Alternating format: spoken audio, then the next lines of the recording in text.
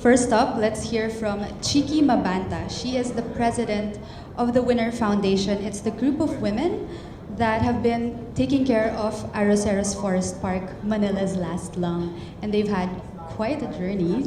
So let's hear it for Chiki Mabanta. Good morning.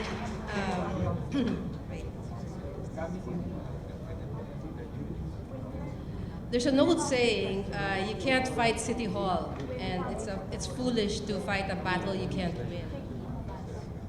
Well, 15 years ago, the women of Winner Foundation ignored that advice and fought anyways. These are not your normal titas of Manila. They actually created a forest park from scratch. So these women were in their 50s when they decided to make this park for future generations. They worked with then President Fidel Ramos in 1993 and got the city of Manila to purchase land from national government. And the Winner Foundation was tasked to create this forest park. The first time I visited the park was when it was temporarily opened to the public in 2003 for Earth Day. I was amazed that there was a place like this in the middle of the city where artists went to paint, where there's a view of the river, where it was quiet.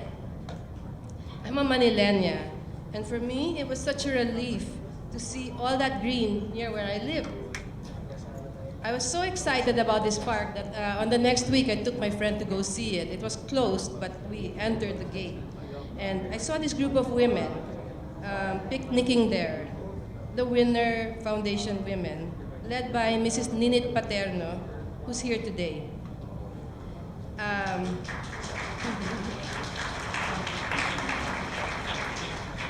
I learned that they had been creating this park for 15 years, sorry, for the past 10 years at the time. That there were 5 more years left until the forest would mature and be fully open to the public. When they told me that the mayor wanted to put a building into this tiny 2.1 hectare forest, I thought, no way, right? That's when I joined them. We planned an event to showcase the park to the public, but on the day of the launch, City Hall locked it for good, at that time anyway. So now the battle began. We fought City Hall for 5 years. They eventually won this battle and were given the go signal to build the division of city schools inside the park. So yeah, from that, it was all green to that building there. But during the construction though, while they were digging, the workers came across some artifacts from the 17th century. Because after all, this was the Parian, or the Chinese settlement, who were the rice merchants, hence the name Arroceros, Arroz.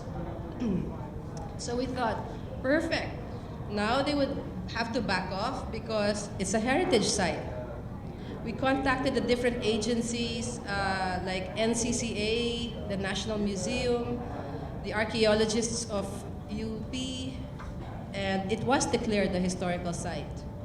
However, City Hall continued to build anyway. Notice I'm not mentioning any names. Anyway, over 200 trees were killed in this process. This did not stop us. We continued our activities and kept going back, armed with the artists. We would climb over the gate, put a ladder from outside and a ladder going in, and I'm talking elderly women and children. We went around through the back, which was a pretty long walk. You know, we had to go around the park near the bridge and come out through the river. We still held Earth Day every year, and those are some of our activities during Earth Day every year. We have yoga, bikers, painters, music, dance. After 3 terms of that mayor, we finally got another chance with Mayor Lim, who came back. On his second day of office, he turned over the park's care back to us, Winner Foundation. We worked quietly with the help of new partners, including Manila Doctors Hospital, rehabilitating the park since it had lost a lot of trees. This was short-lived though, because another mayor took office, and once again, the park was under threat. In July 2017, we were ordered to vacate the park to make way for a gym. So we formed a coalition with other NGOs like the Wild Bird Club of the Philippines, Philippine Native Tree Conservation Society, Pamanlahi, we called it Save Araceros Movement, and filed a petition to declare the site a permanent tree park. Fortunately, this time, we had social media and news of our petition spread. We reached thousands of people who were eager to help, and almost 200,000 people signed this petition online. So all of a sudden, people knew about the park's existence.